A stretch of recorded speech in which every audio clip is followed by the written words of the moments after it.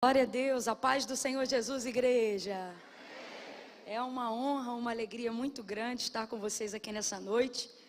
E agora eu posso entender o porquê, de tanta expectativa no meu coração em poder estar hoje aqui. É porque no mundo do Espírito isso já estava alinhado desde o dia 28 de março do ano passado, Então é muito tempo em ebulição, mas eu creio que hoje nós vamos transbordar em nome de Jesus. Deus abençoe pastor Alexandre, pastora Priscila. É uma honra estar aqui. Eu quero render graças ao Senhor por essa oportunidade. Você tem noção do tamanho do privilégio que nós temos de estarmos juntos aqui nessa noite? Meu Deus, a gente nunca, aprendeu a dar tanto valor para momentos que outrora as pessoas achavam comuns, Hoje a gente entende o tamanho do privilégio e da oportunidade que nós estamos tendo de livremente podermos adorar o Senhor e bendizê-lo nessa noite. Deus abençoe a vida de cada um dos irmãos. Eu vou pedir, se for possível, para a gente manter as luzes exatamente como estavam antes da gente começar a ministrar e durante a ministração, se for possível, para poder favorecer também a galera que está aí atrás. Abra comigo a sua Bíblia no segundo livro dos Reis. Deixa ela aberta aí para a gente fazer essa leitura logo. Mas ainda antes da leitura da palavra de Deus, eu gostaria de anunciar para vocês aqui alguns materiais que eu julgo ser importantes por dois motivos. Primeiro, porque no caso do livro, nós estamos falando de conhecimento, E conhecimento, ele não pode ser roubado, mas pode ser compartilhado. É um tesouro ter conhecimento, E acerca dos materiais do vestuário que a gente investe no ministério, em razão de serem do reino de Deus, Todas as vezes que você adquire qualquer um dos nossos produtos, você está entrando com a gente dentro do campo missionário e fazendo a diferença em algumas regiões, tá bom? Hoje eu trago aqui para vocês os segredos das mulheres de influência. É uma idealização da pastora Thalita Pereira. Quem já ouviu falar da pastora Thalita aí, diga, oxi! Maravilha, a pastora Thalita. Ela teve essa ideia e reuniu 20 mulheres nessa primeira edição para que cada uma pudesse compartilhar uma experiência pessoal de vida ou algo que se tornou indispensável na vocação de uma das mulheres que ela julgou serem aquelas que mais tinham perfil de influência. E o que é bacana é que não foi só no trânsito cristão apenas, mas analisando também a área da saúde, da psicanálise, e aí ela foi pensando algumas mulheres de acordo com a vontade de Deus. Então você vai ter aqui um capítulo para você poder degustar em áreas específicas para produzir transformação na sua vida. Eu fiquei com um versículo, com o capítulo 20, que é o capítulo que eu abordei sobre o meu encontro com a graça de Deus. Eu demorei muito, apesar de já servir a Deus há muito tempo, a ter uma experiência de entendimento real com a graça de Deus. Eu conheci a graça de Deus no campo da teoria, da prática. Eu ainda não havia tido uma experiência real, Eu era muito religiosa e eu acreditava que só o método da santificação, ele me dava condições de exercer a minha vocação. Eu tinha isso comigo, eu achava que eu tinha que me santificar. E na verdade eu demorei a descobrir que na verdade eu não fazia isso por gratidão, mas eu fazia isso na tentativa de justificar o injustificável. O que é, Camila? A graça. Era uma forma de tentar compensar aquilo que eu recebia.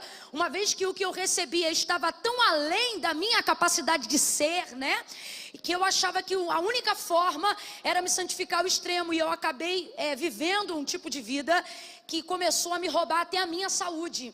Eu tinha que me santificar o tempo todo, e era jejum o tempo todo, e era leitura o tempo todo.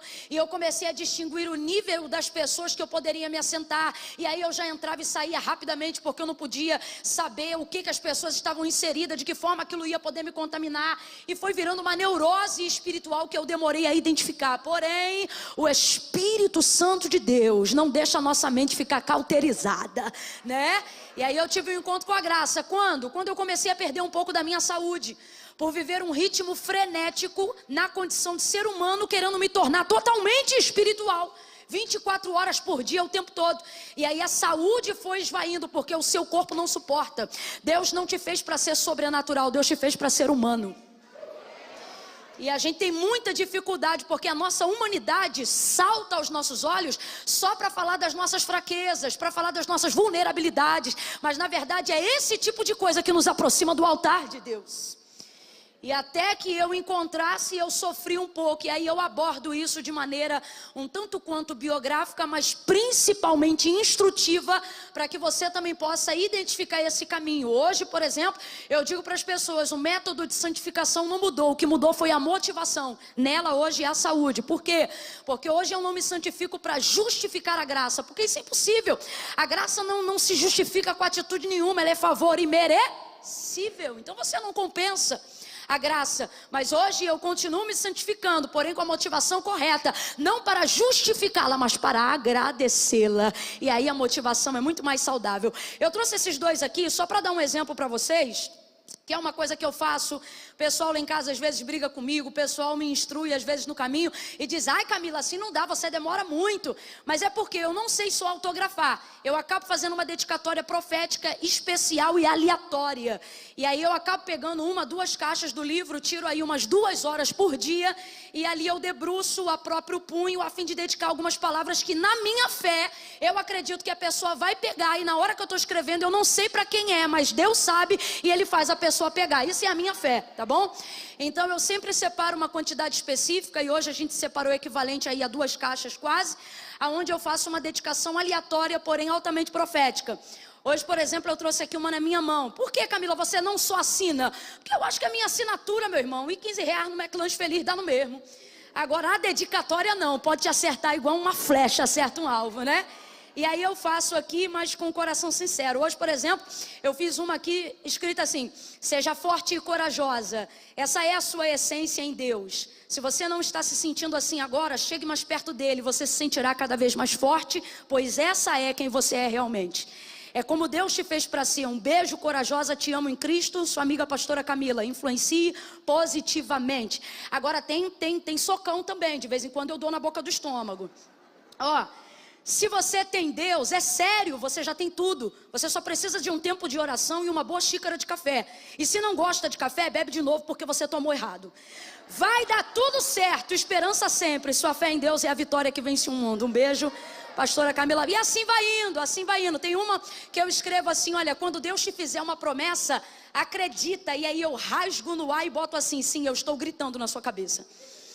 Então eu procuro ser espontânea, tá bom? Isso aqui é para a gente contribuir com a causa missionária, especificamente nos últimos 2 anos e 3 meses dentro do Brasil, tá bom? Quando você adquire qualquer uma dessas peças, você entra com a gente na obra missionária, tá? Tem hoje aqui o queridinho delas, o vestido do leão. Vocês já sabem qual é a temática dele, né, gente? Botou um tênisinho, derruba 10 anos em qualquer idade, tá bom? Coloca aí o do leão para mim, obrigada. E tem a bata, que ela é toda trabalhada no strass, na viscolaicra. Ela é muito boa, pensa num material bacana. Inclusive o fornecedor tá aí, se tiver algum defeito, fala comigo ainda hoje. Tô brincando, Fábio, te amo. Tá aqui, ó, num estilo de cores que todo mundo ama, preto e cinza. Por quê, Camila? Porque eu descobri que no mundo da moda isso chama block color, que é o quê? A capacidade de harmonizar com qualquer cor. Então é pra quem? Não sabe combinar roupa, dá de presente, não precisa nem falar por quê. Você já sabe que vai dar certo, ajuda a amiga. E pra macharada, tem macho alfa aí? Diga eu! Ajuda os teus servos, Senhor. Tem macho alfa aí? Diga eu aqui! Agora senti firmeza. Tá aqui a camiseta do leão, a long, mas ela é tão bacana que a mulherada também, quando coloca leg, coloca ela, porque ela deixa confortável, comprida, decente, mas foi feita pensando nos homens. Camila, meu leão não tá aqui, leva pra ele. Camila, meu leão tá tão devagar, joga em cima dele ainda hoje que ele vai rugir essa noite, né? E o boné, tá aí o boné, cabeça pra cima, material top do meu esposo. As pessoas não sabem porque a maioria delas só me vê no púlpito, mas boné é uma coisa que eu carrego para a vida, porque eu particularmente gosto muito de boné. E aí a gente idealizou essa marca, vocês desejando adquirir, vai estar tudo lá no hall de saída. Você sabe onde é o hall de saída? O mesmo de entrada, só que no final do culto muda. Se torna de saída, tá bom? Glória a Deus. Segundo livro dos Reis de Israel, capítulo de número 4.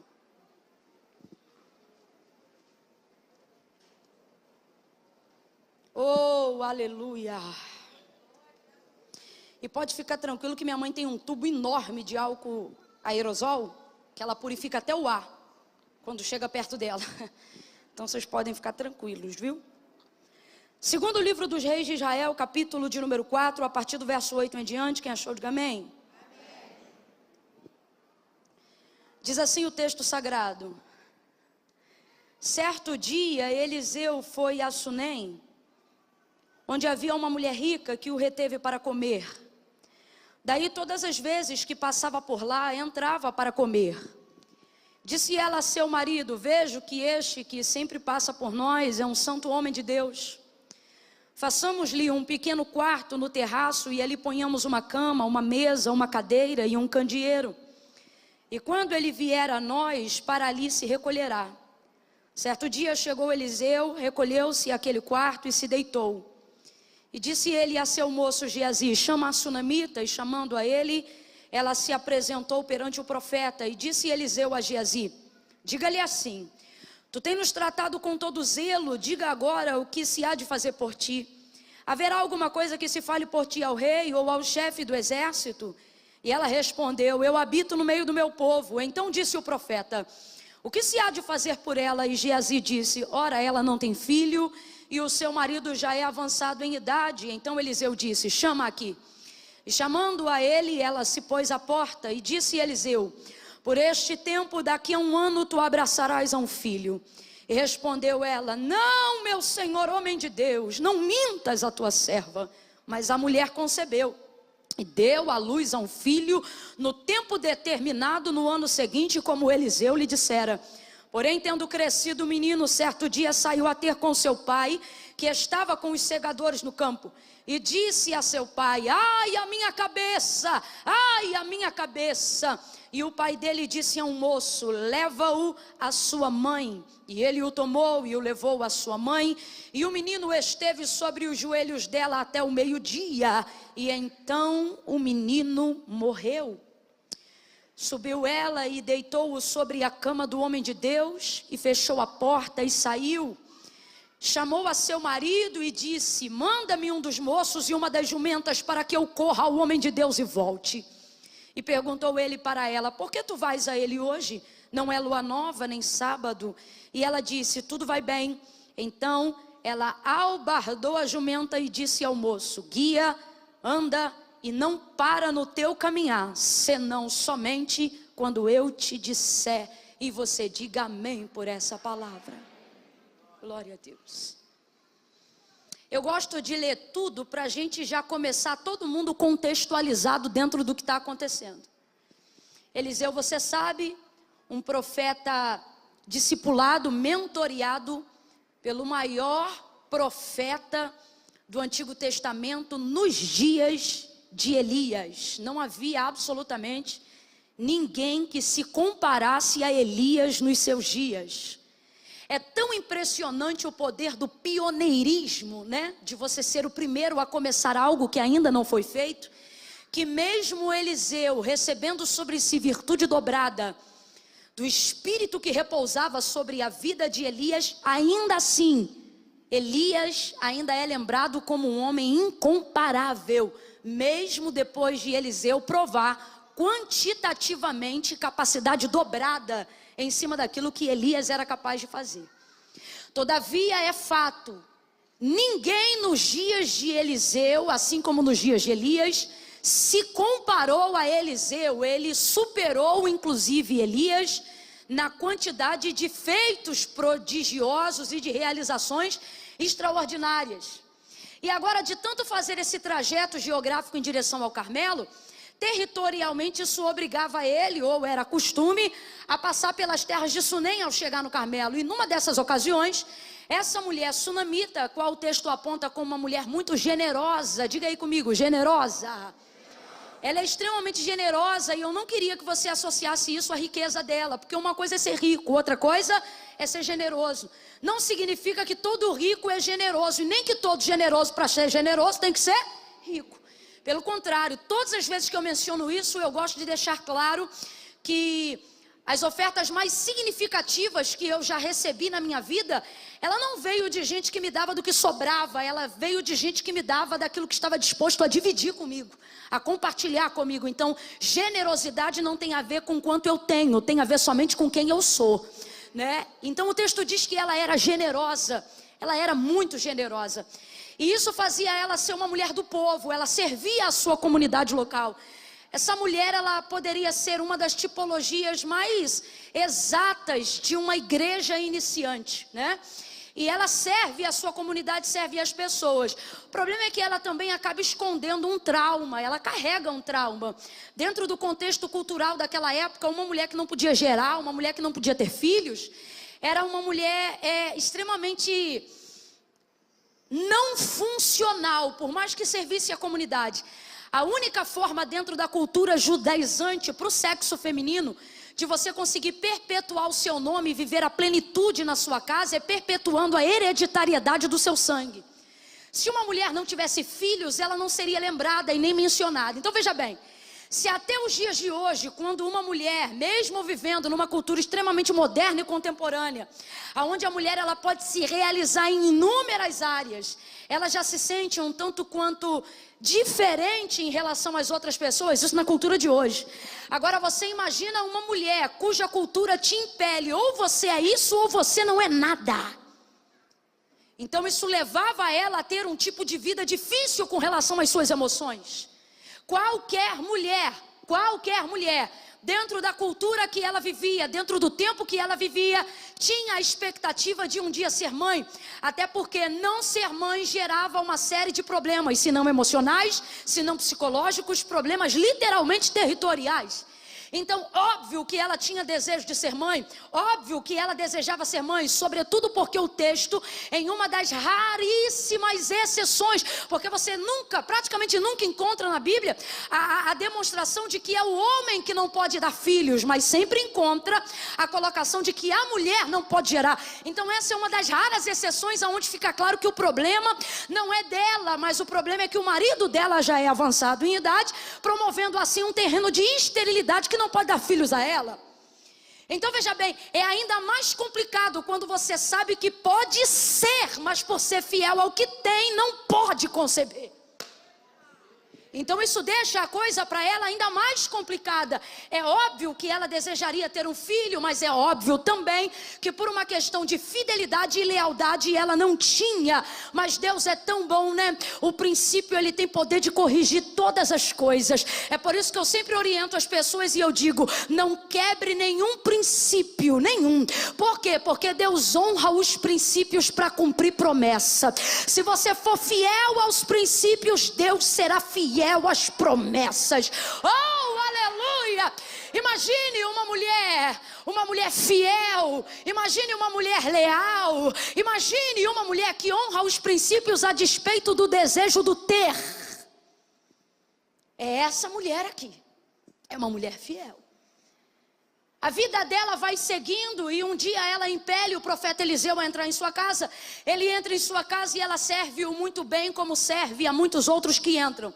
Agora você percebe a revelação do trauma na forma do trato com Eliseu. Apesar de tratá-lo muito bem, ela trata ele não como alguém na condição de profeta. Ela trata ele como um homem que precisa de cuidados e que deseja servir. Presta atenção. Ela trata ele na mesma condição de igualdade que ela trataria outras pessoas que já recebeu em sua casa. Isso não é feio, absolutamente, não é feio. Pelo contrário, a honra dela é tão elevada que ela não precisa fazer distinção entre quem ela trata. Porque honra não tem a ver apenas com o honrado, mas tem a ver com quem deseja honrar. Quando você é alguém honrado, você não distingue tão separadamente a honra. É tipo assim, olha, eu particularmente gosto de tratar todo mundo muito bem, porque eu não sei com quem eu estou tratando. E isso é muito bom porque disciplina o teu comportamento com as pessoas. Então se a pessoa é grande ou se é pequena, isso não vai caber nem a mim nem a você, porque o seu tratamento de honra é a todos. Isso facilita muitas coisas, isso evita muitos problemas. Então não é que isso seja um problema, só que a maneira como ela recebe o profeta Eliseu em sua casa fala mais dela do que de Eliseu. Fala muito mais dela do que de Eliseu. Agora, aonde você percebe o trauma? O fato de que, apesar dela tratar todo mundo muito bem, Eliseu não se compara a absolutamente ninguém. Sua fama já percorria todos os lugares e territórios de Israel. Eliseu era um homem extremamente conhecido por causa da virtude do seu poder e da sua unção. Então, de fato e de verdade, ele era incomum. Para uma pessoa que sabe o poder profético que há na vida de Eliseu, não tem como você receber ele usando a mesma régua que você utiliza para todos. Mas por que ela utiliza essa régua? Porque a única coisa que coloca Eliseu em ascensão a todos os outros é a sua virtude profética. E é justamente esta virtude profética que ela não deseja se relacionar. Ele tem cara de profeta, jeito de profeta, voz de profeta, roupa de profeta, está tudo na Bíblia. Bordão de profeta, moço de profeta e a capa do profeta Elias sobre ele, mas ela não quer se relacionar com o ministério profético dele, e sendo israelita, isso é incomum. Se ela fosse cananeia, se ela fosse dos caldeus, enfim, se ela transitasse em qualquer outra cultura, isso poderia ser compreensível, mas não em Israel, porque Israel é terra de profeta. Só que o texto também diz que ela já recebeu muita gente em casa. E aí ela começa a revelar aqui o trauma dela. Quando, Camila? Quando o tempo todo, mesmo sabendo quem ele é e o que ele pode, ela não se relaciona com aquilo que ele pode fazer. O tempo vai passando, ela constrange ele a entrar, a comer dentro de sua casa. Ela impele ele a essa realidade, ele começa a ficar dentro da casa dela. Todas as vezes que passa lá, agora ele é um hóspede que não precisa de convite para entrar. Eles fazem uma aliança fraterna com toda a família. Geazi também goza dessas bênçãos. E um dia, constrangido de ser tão abençoado. E por que constrangido? Porque quem está acostumado a usar-se daquilo que Deus deu para favorecer outras pessoas, e de repente tem esse fluxo travado, se sente culpado de receber o que recebe. Então ele imediatamente, sabendo o poder que tem para liberar, sabendo o poder que tem para abençoar, não se sente confortável nessa circunstância. Deixa estar que isso também é Deus tratando do profeta. Camila, eu ainda não entendi, vai entender. Deus permite duas pessoas, cada uma afetada em uma área. Camila, pode dois afetados se curarem? Podem. Quando o quê? Quando a área dos seus traumas são diferentes. O que machuca um às vezes é a cura do outro, e o que machucou o outro às vezes é a cura do um. Qual é a condição de Eliseu? Se eu pudesse aqui traçar um perfil psicológico para definir não só o problema que Eliseu carrega na sua vida, mas o problema que qualquer pessoa tão ungida, revestida, vocacionada e especial como Eliseu também carrega, é o trauma de perceber que as pessoas gostam muito mais do que você faz do que de quem você é realmente. É perceber que na verdade a maioria das pessoas relaciona-se com você por aquilo que você representa e não por aquilo que você de fato é. Então Eliseu também tem uma certa dificuldade de relacionamento.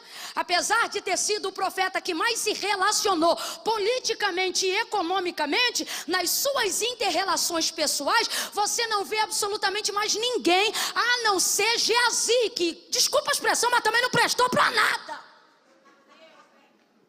Então, olha a situação, aonde se revela o trauma dela. Primeiro, ela serve toda a comunidade dela e ela serve muito bem. Mas na verdade, por que ela faz isso? É a vontade de saciar aquilo que eu posso compensar nas pessoas, uma vez que eu não posso fazer para mim aquilo que eu desejo. É complicado quando você é solução para a vida de muita gente, mas não consegue resolver a própria. É basicamente esse o caso da Sunamita, e é por isso que ela serve muito bem a comunidade dela. Olha para cá. Por quê? Porque aquilo que as pessoas não têm, ela tem de sobra. Porém, aquilo que ela precisa e deseja, ela não pode fazer por si mesma. Quando você vive o tipo de vida assim, você começa a compensar a sua realização naquilo que você pode fazer pelas pessoas. Camille, isso é bom? É bom, mas não é definitivo e você precisa aprender a separar. Por quê? Porque você pode realizar quantas pessoas forem possíveis. Você só não pode esquecer que nenhuma delas é você. E agora a gente vai parar de espiritualizar por alguns instantes. Me ajuda aqui que colou, hein? Foi. O que houve? Já pensou, tu cai? Ia ser fortão, hein? Ela começa a entrar nesse quesito sistemático, sabe? Aquilo que eu não posso ter, aquilo que eu não posso fazer, traz-me saciedade quando eu posso realizar alguém. Sim ou não, gente? Sim ou não, gente? Os pais que não estudaram, quando os filhos seguram o canudo do nível superior na mão, é como se eles mesmos estivessem segurando o canudo. As mães que não casaram, que foram solteiras, quando conseguem tirar a filha de dentro de casa casando, não que ela tenha inveja nem nada, mas ela se realiza em perceber que restituiu através da filha. Sim ou não, gente? Sim ou não? Os pais que hoje são pais, mas tiveram os piores pais que alguém poderia idealizar para alguém. Aqueles que conseguiram ser resilientes diante da história, que atravessaram, se tornam hoje os pais que não tiveram para se realizar nos filhos que um dia eles foram, mas tiveram falta de um pai. Aí eles vão lá e são, ao contrário do que aprenderam, os melhores pais que podem ser para os seus filhos. Por quê? Porque quando eu não consigo realização na área que me confronta, o meu cérebro cria um mecanismo de me realizar fazendo bem ao próximo. É uma forma de dizer: ei, não é porque você não conseguiu fazer o que queria que você é inútil, você pode ainda fazer muitas coisas, e isso é maravilhoso. Quem entende isso, diga amém. Mas Deus me trouxe hoje aqui para tratar de uma área muito específica, e Ele está dizendo: só não se iluda. Por quê? Porque a realização das pessoas é das pessoas. Você não pode fazer isso na tentativa de anular e de trazer esquecimento. Aquilo que você não pode fazer por si mesmo, você uma hora vai ter que encarar aquilo que você não tem, aquilo que você não é. Por quê? Porque o que eu faço pelos outros traz em mim compensação paliativa. Resolver meus sentimentos traz para mim solução definitiva. E Deus está dizendo: eu não quero que a sua vida oscile igual um eletrocardiograma. Um dia você está bem, outro dia você está mal. Um dia você está satisfeito, outro dia está descontente. Um dia você é a pessoa mais grata do mundo, outro dia você acredita que não tem nem motivo de por que continuar vivo. E sabe por quê? Porque o alvo da sua compensação só se realiza na vida das pessoas. Agora entra um homem chamado Eliseu na casa dele, e ele percebe, Geazi percebe, tem falta de algo. Porque eu posso encher meus amigos de bens, eu posso encher o ciclo da roda da minha família de risos. Ninguém tem um poder que só cabe a mim. Qual? Ser eu. E ser satisfeita como eu sou, tendo falhas, defeitos ou virtudes. Só eu posso ser eu. Está na hora de você dizer isso. Diga: sou eu. Diga, sou eu. Posso ser eu. Diga: e sou eu. Posso. Abre a boca, crente, diga: posso me fazer e ser feliz como eu sou. Só você. Só você pode fazer isso nesse nível por você. Salomão, ele definiu o que a gente a grosso modo acabou de dizer aqui, quando ele disse assim: a tristeza do próprio coração o estranho não conhece, mas também na sua alegria o de fora não participará. Sabe o que ele está dizendo? Quando o coração de alguém está triste por algo, ninguém compreende essa tristeza como aquele que sente a tristeza. O que ele está dizendo é: quando você está triste, só você sabe o quão triste você está. E por mais que você diga para as pessoas o motivo da sua tristeza, ninguém vai sentir-se tão triste quanto você se sente naquela hora. Agora olha o que ele diz: a alegria no íntimo o estranho também não visita. Olha o que ele está dizendo: na hora da sua alegria, vai acontecer como foi na hora da sua tristeza. Ela é tão boa que por mais que as pessoas aplaudam, glorifiquem, pulem, exaltem, ele está dizendo: ninguém vai sentir mais alegria do que você, sentindo dentro de você mesmo. Oh meu Deus! Compreendendo essa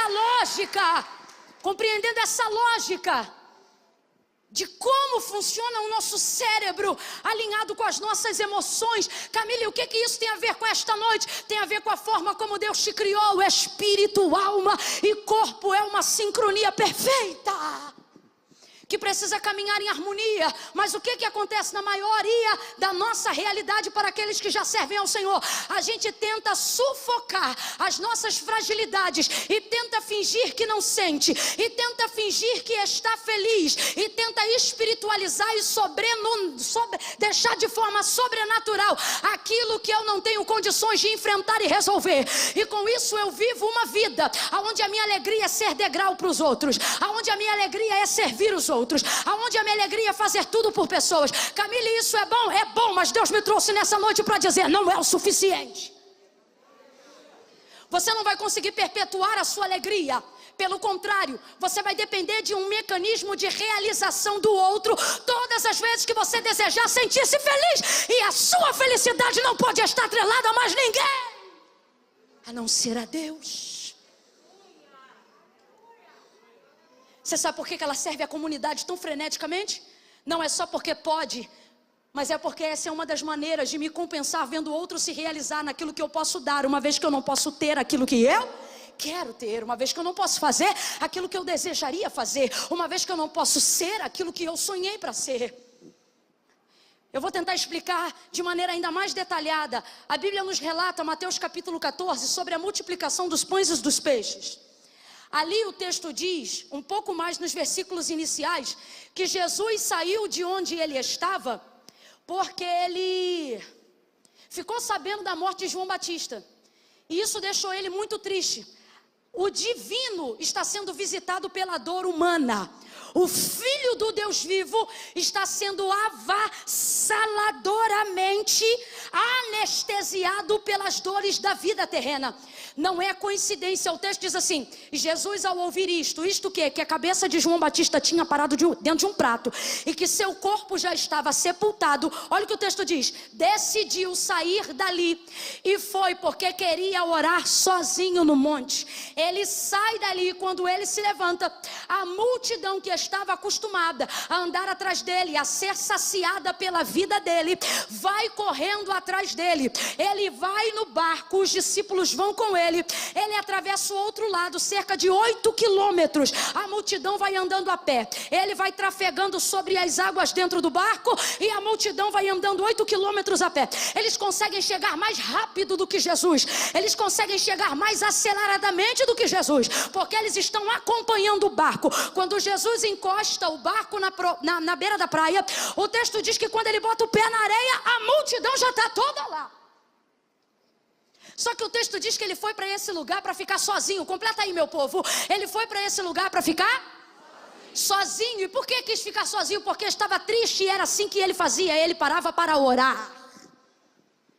Sabendo da morte de João Batista, Jesus quis ficar sozinho e preparou a sua logística para ficar sozinho, porque ele precisava ficar sozinho. Você não pode ignorar para sempre aquilo que você sente e nem tentar trazer compensação em cima do que você sente. Deus te trouxe aqui nessa noite e Ele está dizendo, está na hora de você encarar a realidade do que você sente.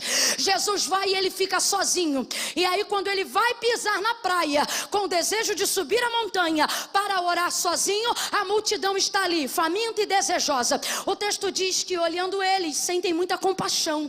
Ele se move de compaixão por aquela multidão. E o que ele vai fazer? Vai abençoar essa multidão. Ele prega para a multidão, ele instrui a multidão. Ele faz isso com largueza, porque a hora avançava.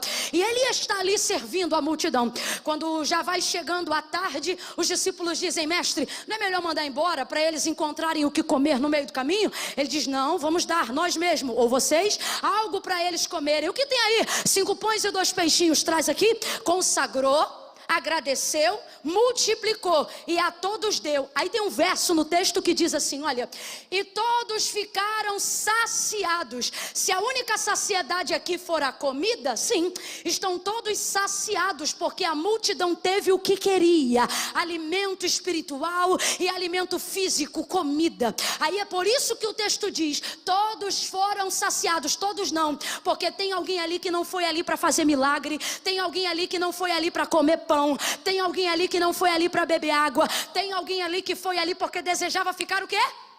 E ele conseguiu ficar sozinho? Então quando o texto diz, e todos se saciaram, todos realmente estão saciados? Não, tem alguém ali que não está saciado. Quem, gente? Quem, gente? Porque ele não foi ali para fazer isso. Então perceba, o máximo que eu sacio as pessoas não pode ter o poder de roubar de mim aquilo que eu preciso fazer por mim. O Jesus Todo-Poderoso, o Filho do Deus vivo, o maior psicólogo de todos os tempos, o Senhor que cura todas as dores, aquele que era, aquele que é e aquele que há de vir, o enviado do Deus vivo, aquele que tudo pode, soube discernir na sua humanidade que aquilo que ele fazia pelos outros não tinha o poder de sufocar aquilo que ele precisava fazer por si próprio, si mesmo. E aí é que eu digo que não é problema saciar os outros. O problema é querer saciar os outros como remédio para não ter que encarar a mim mesmo. O problema é querer saciar os outros para não ter que encarar as minhas próprias dores. O problema é querer curar todo mundo achando que a minha dor vai passar. O problema é querer abraçar todo mundo achando que isso vai me fazer sentir-se abraçado. O problema é querer ser a solução para todo mundo e achar que isso vai resolver os meus problemas. Eu vou falar bem rasgado que é para todo mundo entender. O problema é você achar que vai botar a mão na cabeça de todo mundo na rua e isso vai fazer com que todo mundo seja liberto dentro da sua casa. O problema é achar que o que você pode ser para as pessoas substitui aquilo que ninguém pode ser para você, porque só você deve ser para si mesmo. Sabe onde estão as pessoas que quiseram saciar a todas? Traumatizadas e doídas, porque na hora que precisaram, colocaram as suas expectativas em quem elas ajudaram, o que mostra que a sua ajuda não foi nobre. Foi encarado como um investimento de retorno. E isso não é o suficiente. Você acha que eu não queria hoje viver aquilo que o pastor falou? Eu vi o history, não sei se foi dele ou se foi da igreja, botou assim: Terê vai tremer.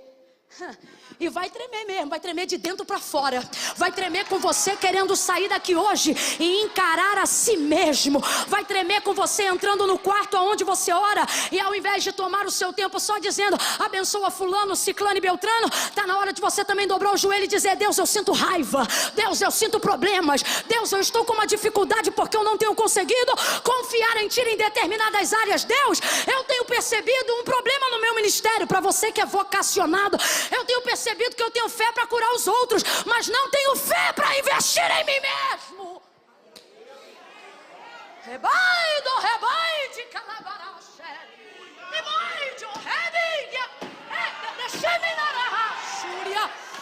O rapaz da mídia disse assim para mim: pastora, qual é o versículo? Eu falei: o versículo eu não sei, meu filho, você vê na hora. Porque eu tenho nessa mensagem, do versículo 8 até o versículo de número 28, pelo menos 5 mensagens. E eu sabia que Deus queria alguma ali. Agora a última que eu imaginava é que Deus hoje ministrasse a sua alma.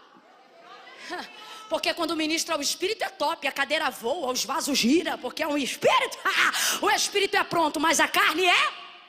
A carne não gosta de tratar dela mesma. Vamos falar dos outros. Vamos falar do que Deus vai fazer na vida dos outros. Vamos falar do que vai acontecer no futuro. Agora, quando o profeta chega na casa para falar sobre a minha dor, eu não quero. Eu não quero. Fala aí, Camila, daquilo que eu posso fazer para as pessoas. Fala aí, Camila, como eu posso servir as pessoas. Fala aí, Camila, como eu posso ocupar o meu tempo para esquecer-se daquilo que no tempo que eu tenho eu não posso resolver. Dá uma olhada para quem está do teu lado e diga: isso não vamos falar hoje. Diga para quem está do seu lado: hoje não vamos falar do que você pode fazer pelos outros. Diga: hoje vamos falar do que você deve fazer por si mesmo.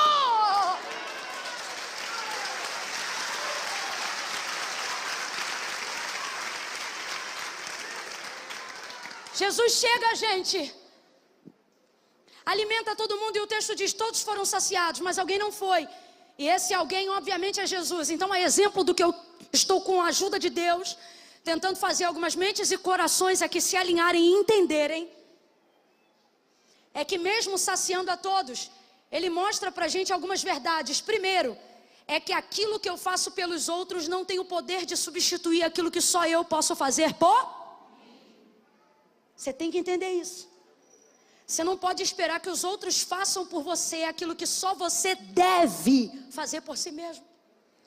Jesus tinha essa consciência humana, mesmo sendo filho do Deus vivo. Aí sabe o que ele fez? O texto diz que ele manda a multidão ir embora. Ele mesmo vai lá e manda embora. Porque aprende uma coisa hoje, de uma vez por todas, caso você ainda não saiba. De acordo com as suas necessidades, ninguém vai conhecê-las tão profundamente quanto você. Então você não pode esperar que os outros tomem simancol por você. Tipo assim, eu vou falar bem rasgadão, que é para todo mundo entender, até aqueles que têm 12 anos. Quando você é uma bênção igual Jesus, se você não mandar embora, as pessoas não vão. Você não é fofoqueiro, você não é caluniador. Você não perturba ninguém. Quando vai na tua casa, você recebe todo mundo. Se precisar de uma oração, você faz na hora. Se precisar de dar dinheiro emprestado, você primeiro consulta para saber se pode dizer sim ou não. Você é amável, você é gentil, você é exemplo de serviço, de ajuda. Quem não quer ficar perto de você? Gente, para pensar. Quem não quer ficar perto de Jesus? Jesus foi ali para ficar sozinho, mas não podia ficar sozinho. Então ele teve que, depois do alimento, mandar as pessoas embora. Se teve que mandar as pessoas embora, mesmo depois do alimento, que era a última coisa que ele fazia, abre aspas, depois do culto, para a gente entender. Mesmo assim elas não foram, é porque se não mandar embora, não vai. E é complicado, e agora eu vou lhe dizer por quê. Porque mandar embora quem te faz mal é mole. Difícil é mandar embora quem te aplaude, quem te ovaciona, quem está o tempo todo te estimulando. O problema é que quem te estimula também deseja algumas coisas de você. E você precisa entender que você não pode manter ao seu lado gente que está mantendo em você uma expectativa que agora não pode ser deles. Está na hora de você entender isso. Não é que você não quer, não é que você não pode, é que você não deve. E não significa que Jesus mandou eles embora da vida deles, não. Jesus só os despediu daquele momento. Deus trouxe gente hoje aqui para dizer: você espera que os outros discernam o seu momento, mas é difícil discernir o seu momento, porque você está a todo momento, em todo lugar, com todo mundo. E como já disse um grande filósofo cristão, quem está com todo mundo o tempo todo não tem tempo de estar com Deus nem um minuto. Olha isso, gente. Jesus vai mandá-los embora. Jesus vai despedi-los. Jesus vai lá e despede a multidão. Enquanto eu estou pregando aqui, entenda, nessa noite a instrução é didática. Deus está dizendo: avalie quais são as pessoas na sua vida que você precisa mandar embora. Da minha vida? Não, do seu momento. Você não está entendendo que tem gente que não pode ficar colado com você dependendo do momento da vida que você está vivendo? Estamos vivendo um momento, gente, onde isso é mais claro do que nunca. Às vezes você vai ter que mandar embora. Tem alguém aqui que está doido para fingir que não entende, mas o Espírito já acessou você. E está dizendo, tem gente aqui que não estava nem pensando em ninguém, mas o nome pulou igual pipoca na panela. Tem patrão aqui que espera o funcionário pedir demissão. Ai, porque eu não quero tratar disso, não quer tratar disso, então fica tranquilo. Daqui a pouquinho ele monta uma rebelião lá. Daqui aí você vai, ai, não é que não era bênção, não. Ele até era bênção, é que você não discerniu o momento. Pode ser melhor amigo do mundo. Olha o que a Bíblia diz: não fique com o teu pé fincado na casa do teu irmão. Para quê? Para que ele não se enfade de ti. Tem coisas que são boas, só ficam ruins, não porque são, mas porque nós não sabemos discernir o tempo que elas devem estar ao nosso lado. Eu tenho amigos que eu ainda carrego desde o ensino médio. Agora, Camila, eles caminham com você do ensino médio até hoje? Não, porque os caminhos foram diferentes, cada um escolheu uma coisa. Mas quando a gente se encontra, a amizade está lá viva, guardada e protegida. Por quê? Porque não é apenas estar com quem eu conheço, mas discernir que nem todos podem desfrutar do mesmo tempo daquilo que eu estou vivendo. Jesus despede primeiro a multidão. E despedir a multidão não é fácil, mas é necessário. Tem coisas que você vai fazer não porque gosta, vai fazer porque é necessário. E quem não conseguir compreender sua necessidade nem deveria estar do seu lado. Se você só é legal enquanto dá carona, se você só é legal enquanto abre o closet para essa pessoa, se você só é legal enquanto você pode ser produtiva, Está na hora de você entender que existem algumas necessidades que só você pode atender em si mesmo. Jesus manda a multidão embora e agora é a parte mais difícil. Qual é a parte difícil? Mandar os discípulos. Porque a multidão quem manda embora é Jesus e os discípulos também. Jesus chega para os discípulos e quando eles começam a caminhar com ele em direção à montanha da oração, Jesus diz para ele: entrem no barco, vão vocês também e eu encontro vocês depois. Esse nível de maturidade me chama muita atenção em Jesus. Eu sei que ele é Deus, mas como a gente vê ele vestido de humanidade, faz isso chamar a atenção da gente. O que é, Camila? Ele percebeu que o momento era dele. Sabe o que é isso? É a hora que eu preciso discernir que eu não posso travar a vida de pessoas que me amam e que se travariam por amor a mim. Só porque eu estou vivendo esse meu momento. Não, olha isso aqui, para entender.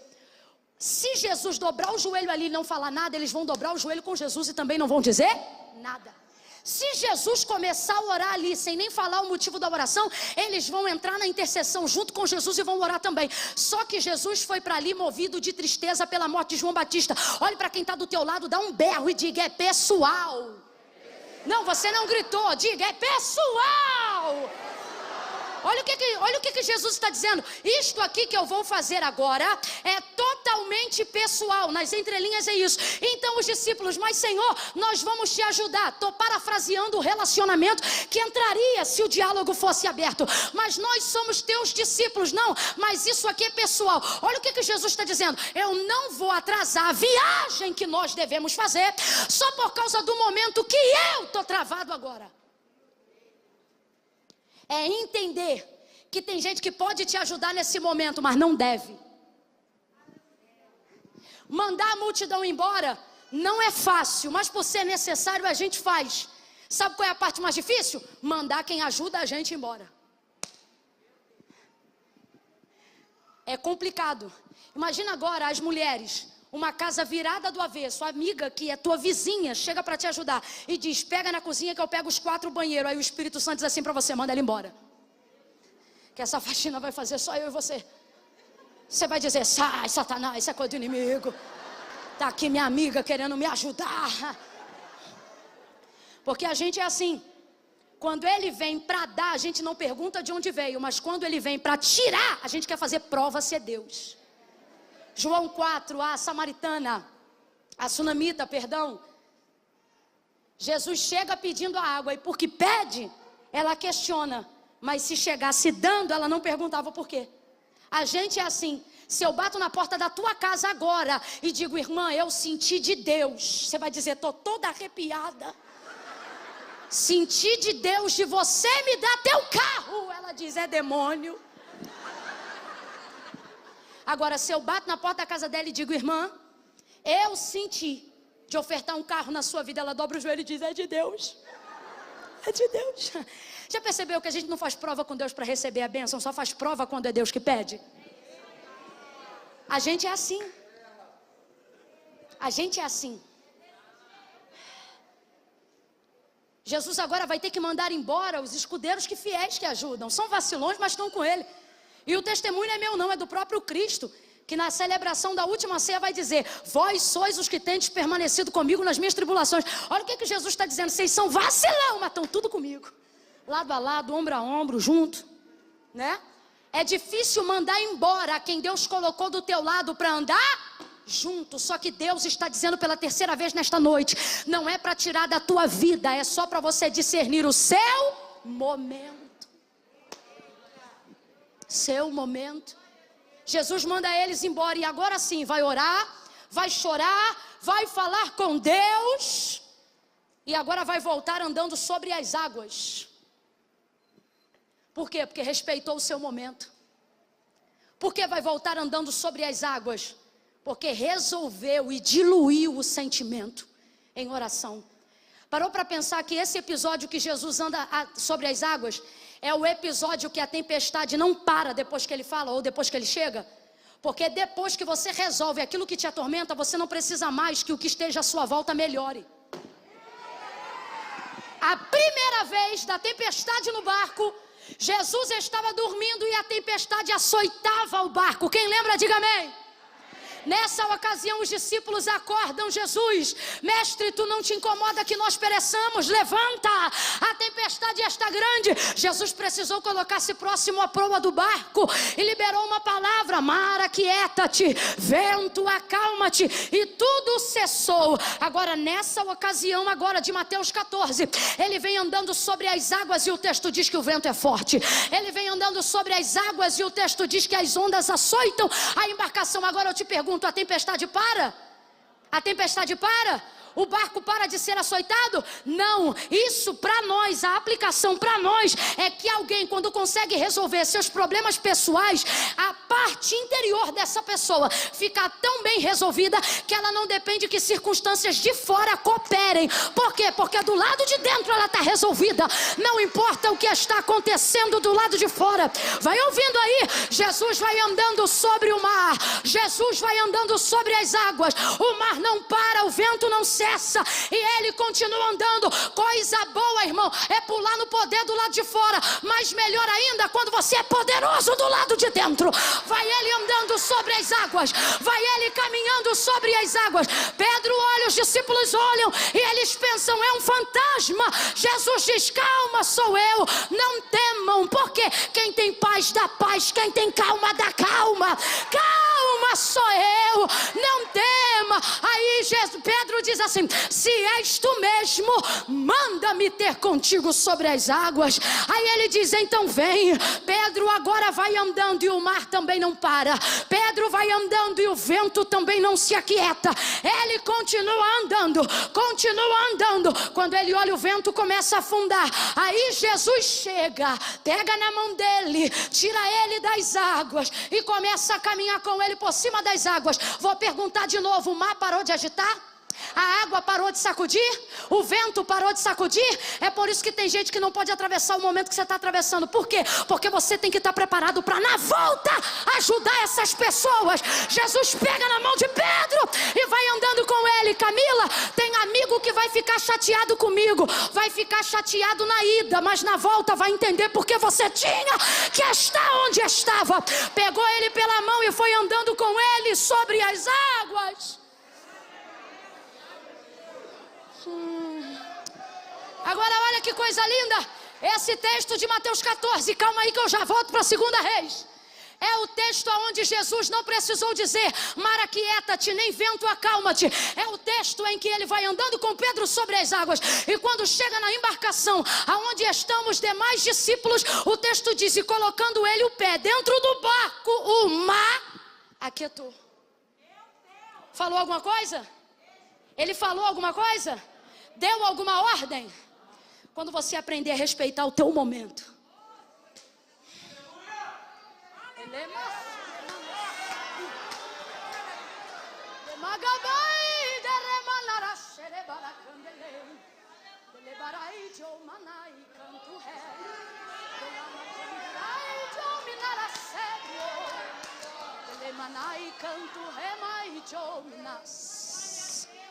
Deus me trouxe aqui nessa noite para dizer a alguém: eu vou entrar nos teus traumas mais profundos, mas não vou deixar janelas abertas. Vou te mostrar que aquilo que eu posso fazer, quando você se dispor a me ouvir, é maior do que o Rivotril fez por você até hoje. É maior do que o Voltaren fez por você até agora. A terapia é uma bênção, siga ela até o fim. Mas tem coisas que você não vai encontrar no divã do teu psicanalista. Tem coisas que você só vai entrar quando entrar no teu quarto, fechar a tua porta e dobrar os teus joelhos. Tem coisas que a gente só consegue falar na sala de um psicanalista depois que a gente consegue verbalizar em oração dentro de um quarto sozinho. Eu não estou dizendo que Deus substitui o médico, nem o médico vai substituir Deus. Eu só estou dizendo que entender o meu momento facilita o meu caminho de volta para onde eu tenho que ir, para as coisas que eu tenho que fazer, para as pessoas que eu tenho que conviver. Você está entendendo o que é que Deus está falando? Eu vejo indo para o deserto orar um Jesus triste pela morte de um amigo. Porque não sou eu que digo, é João que diz, e é o próprio Cristo quando dá testemunho. Alguns dizem é um profeta, Jesus diz maior que um anjo. Mas quando perguntam: João, quem é você? Ele diz: eu sou o amigo do noivo. Sabe qual é o mais complicado? É ter poder de 4 dias depois dizer: Lázaro, vem para fora. É ter o mesmo poder para restituir a cabeça de João Batista no lugar, mas entender que liberdade de ter poder não é só poder para fazer, mas é podendo escolher não fazer. Poderia ter dito a ele, como fez a Lázaro: levanta. Jesus é tão poderoso que se ele quisesse, João Batista andava pela terra sem cabeça. Mas por que não fez? Porque tem coisa que chega na nossa vida para cumprir um propósito.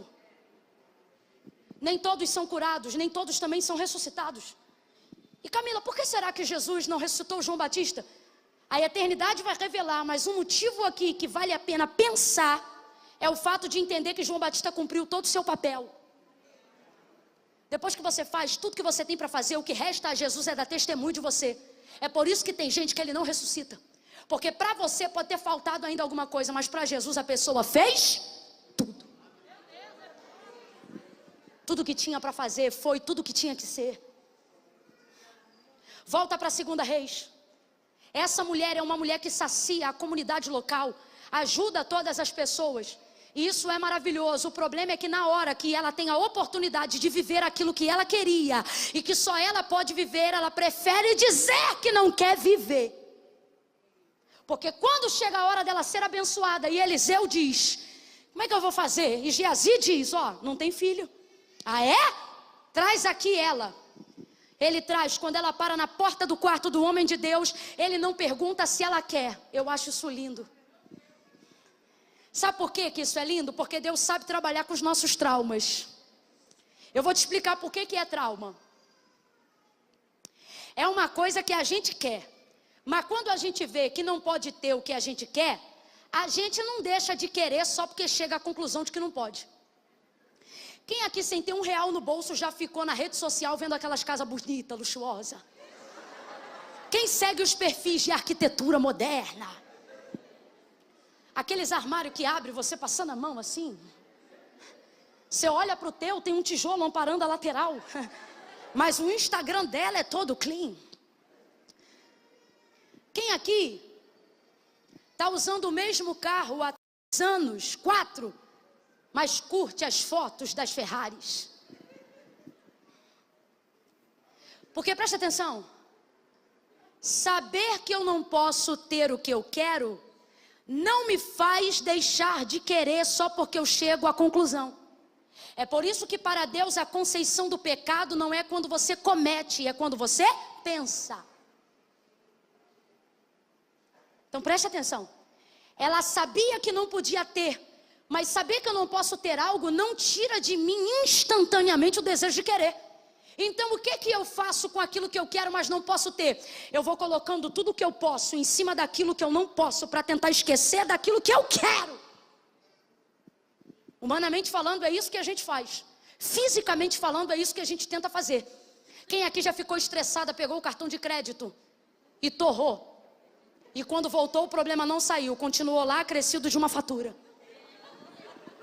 A gente tenta colocar entretenimento, a gente tenta colocar coisas em cima daquilo que não pode ser substituída, mas é a nossa vontade de tentar sufocar aquilo que eu quero uma vez que eu não posso. Quem está acompanhando, diga amém. Claro que tá, Deus está rasgando a tua vida. Não força. Vai botando aqui, ó, uma em cima da outra, e no final a gente percebe que aquele querer continua lá. Isso é muito ruim.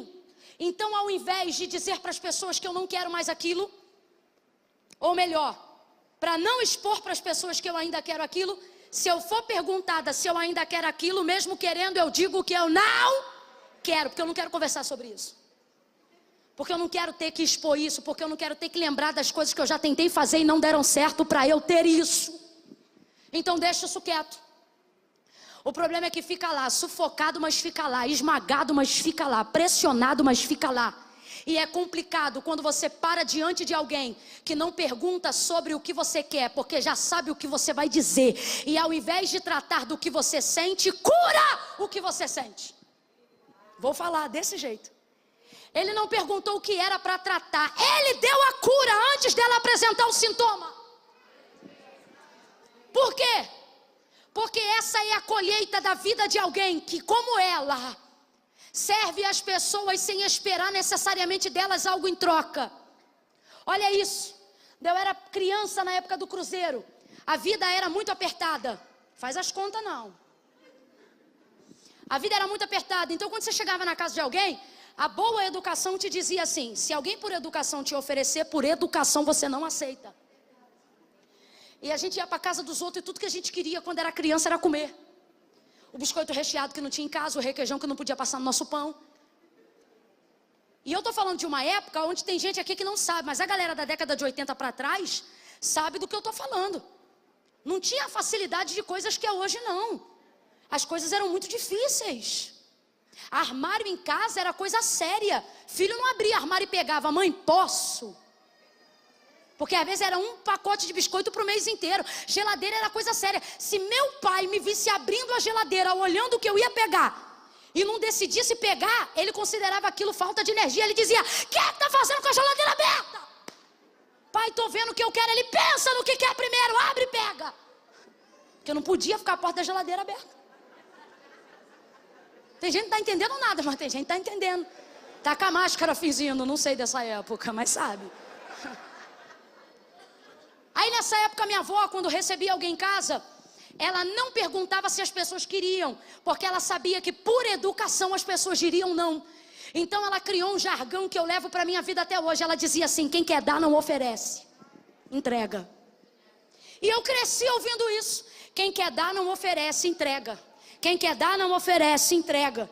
Então eu aprendi assim, que quando uma pessoa está muito disposta a te dar, isso não tem a ver com o quanto você quer receber, tem a ver com o quanto ela deseja entregar.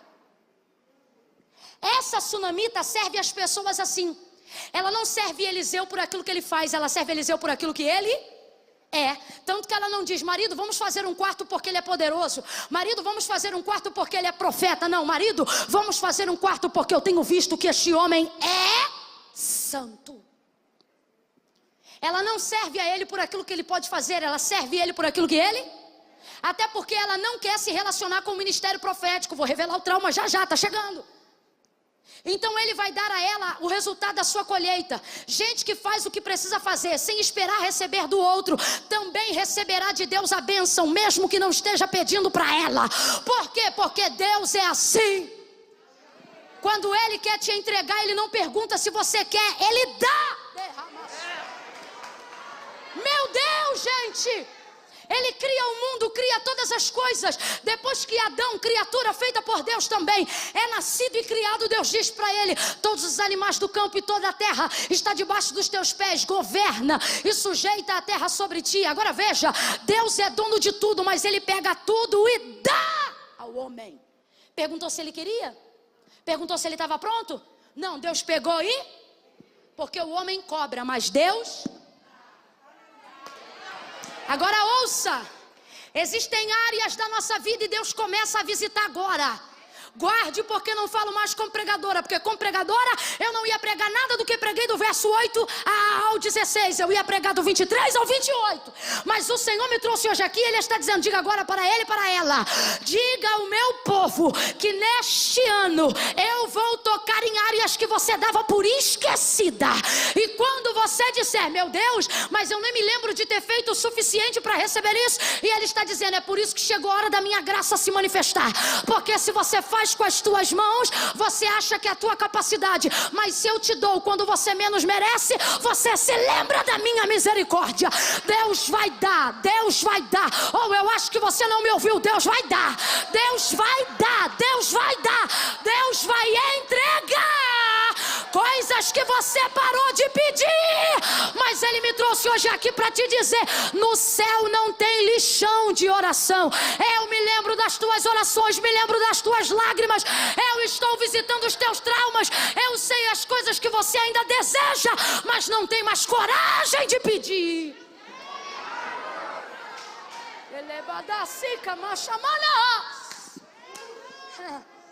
É muita gente que dizendo que não quer mais casar, mas é só porque ainda não conheceu o prometido. Aí diz: casamento não é pra mim não.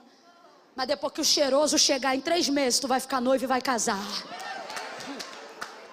Aí quem não entende nada vai dizer, foi rápido demais. Rápido demais não. Você não sabe a quantidade de tempo que isso já fica na minha mente, no meu coração. A gente prefere dizer que não quer coisas que a gente ainda quer, mas é mais fácil dizer que não quer, só para a gente não ter que falar sobre aquilo que a gente ainda deseja. Então quando alguém pergunta, e aí a faculdade, trancou a matrícula? Ah, tranquei, fazer faculdade para quê com essa idade? Deixa para lá. Mas quando você dorme, você se vê com a toga, com canudo.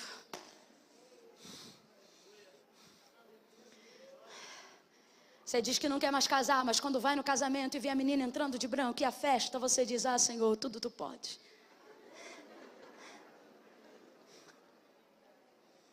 Você diz que não quer mais pregar, que vai ver isso não é para você. Afinal, os contatos não vieram, você não tem nenhuma agenda, porque você acha que ser pregador é ter agenda. Você não é pregador quando tem um contato, você é pregador quando Deus te entrega uma mensagem. E você pensa, eu acho que isso não é para mim não. Só que Deus me trouxe hoje aqui para falar rasgado e para dizer, estou visitando as áreas que você queria esquecer por não ter poder de resolver. Estou visitando, vou entrar nelas. E antes de te perguntar se você quer, você verá diante de você o que tua alma desejou.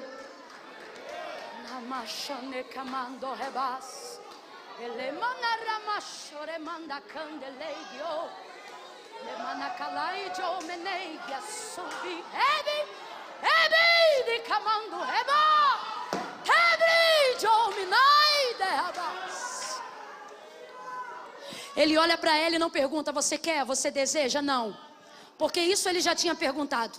A pergunta dele não é do que você precisa, a pergunta dele é o que você deseja. Por quê? Você não pergunta para um rico para o que ele precisa. O que você deseja? Nada, estou bem. Agora eu te pergunto, estava bem de verdade? Estava bem de verdade, gente? Não estava. Não estava bem de verdade, não. Então ele manda chamar ela. Quando chama e ela para na porta, ele não pergunta mais se ela quer, ele entrega. Vou falar bem sério. Tem áreas na tua vida, no teu ministério, que Deus não vai mais perguntar se você quer, Ele vai te entregar. E aí se você vai usar ou não, não é problema mais de Deus, vai ser problema teu, porque vai estar na tua mão.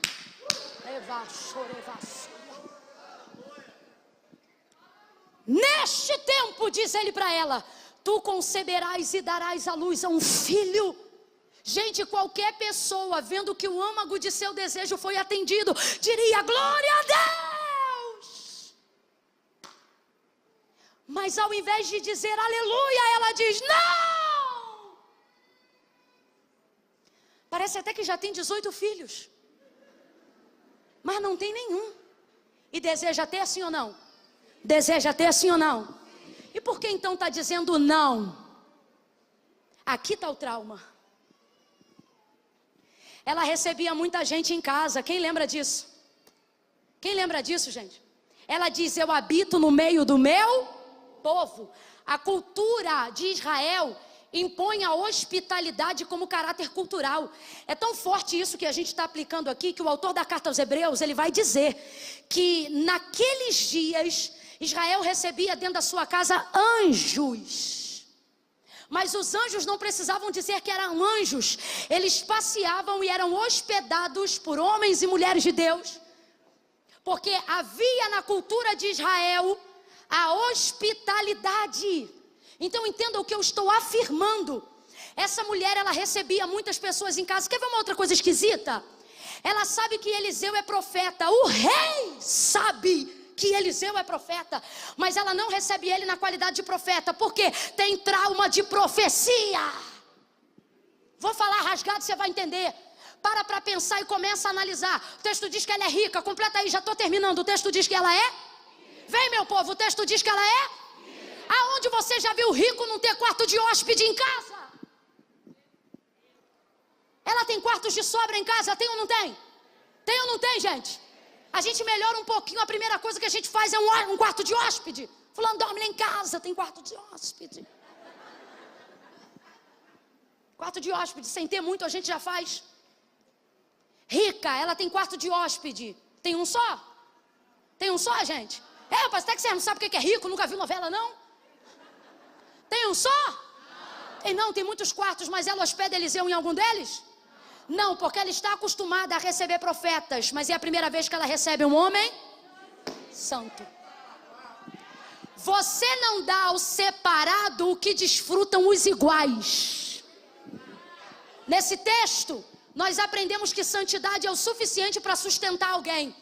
Eliseu não entrega uma profecia, mas recebe um quarto. Ele tem estabilidade, ele tem segurança. Camila, mas o quarto diz que era pequeno, mas era o único quarto no alto, visão privilegiada. Deus está dizendo, o santo tem estabilidade e visão privilegiada. Ele estava lá em cima. Agora presta atenção, tinham muitos outros quartos, mas os outros quartos eram para os outros, para Eliseu. O quarto de Eliseu é de Eliseu e de mais ninguém. O quarto é dele. Quando tem quarto sobrando, o povo fica nos quartos. E quando não tem quarto sobrando, ninguém entra no de Eliseu, porque está na casa dela. Mas o quarto foi feito para ele. O quarto de Eliseu é dele. São bênçãos que só a santidade produz. Está lá no quarto dele. Fez um quarto para ele. Mas ela tem outros quartos em casa. E ela está acostumada a receber outras pessoas. Por que não coloca Eliseu em um deles? Porque ele é santo, o dele é separado. Agora, o que isso prova? Prova o trânsito na casa, na vida, a forma de vida que ela levava. Olha como é que a mente dela está confusa. Quem ainda está comigo, diga amém. Amém. Olha a mente dela. Não, meu Senhor, homem de Deus. Porque ela mesmo diz que ele é homem de... Agora olha isso. Não, meu Senhor, homem de Deus, não mintas. A tua serva... Você viu aí no texto comigo? Não, meu Senhor, homem de Deus, não mintas a tua serva. Aí eu te pergunto, pode um homem de Deus ser um mentiroso? Pode, gente? Mas pode um mentiroso dizer que é homem de Deus? Pode ou não pode? Olha para o teu irmão e ele vai começar a entender e diga, ela recebe muita gente. E quem recebe muita gente, de vez em quando... recebe mentirosos que dizem que são homens de Deus. Quem ouve muita coisa, uma hora ouve. Gente que diz assim, diz o Senhor, sem nunca ter nem falado com Deus. Infelizmente na comunidade de vida cristã, nós temos alguns perfis, falsos profetas, eles me irritam muito. Mas eu ainda me irrito mais com quem ouve suas profecias. Porque normalmente o falso profeta só tem acesso ao ouvido que não conhece a voz de Deus. E aí por que tem gente que guia a vida por profecias falsas, pela boca de falsos profetas? Porque ele vem ao culto tão ansioso em ouvir Deus falar na rua e na boca de alguém, que qualquer coisa que esse alguém fala, ele acredita que é Deus. Aí você diz, Camila, culpa de quem? E eu lhe respondo, do falso profeta, cretino, covarde, mentiroso, filho do cão. Mas me irrita também quem recebe. Porque se ouvisse a voz de Deus em casa, não se confundia ouvindo a voz de Deus na rua. A gente ainda tem que lidar com uma segunda categoria de pessoas. Quais? Os esquizofrênicos que ainda não foram tratados e não conhecem a sua esquizofrenia. E não é esquizofrenia espiritual não, esquizofrenia humana mesmo. Aqueles que não sabem que são, que precisam de um tratamento, mas porque entraram no ambiente espiritual, acham que não precisam de homem para nada. E se isso fosse uma realidade, Deus nunca teria criado a mulher para trazer a altura do homem, porque ele mesmo descia na viração do dia, todos os dias para falar com o homem. Uma pessoa que tem Deus face a face todo dia precisa de quê, gente? Mas aí é que está, Deus olha e diz, não, precisa de uma mulher. Por quê? Porque eu te fiz semelhante, não te fiz igual. Aí ele cria a mulher. Por quê? Porque ter Deus na minha vida não significa que eu não preciso de ninguém. Não é isso. Na comunidade de fé, existem algumas pessoas esquizofrênicas, que não sabem que são e que precisam desse tratamento. E elas dizem, assim diz o Senhor, não porque são falsos profetas, mas porque acham que Deus está falando com elas. E vão criando ilusões nos corações de outras pessoas. Mas para advertir esse mal, disse Jesus, as minhas ovelhas conhecem a minha voz.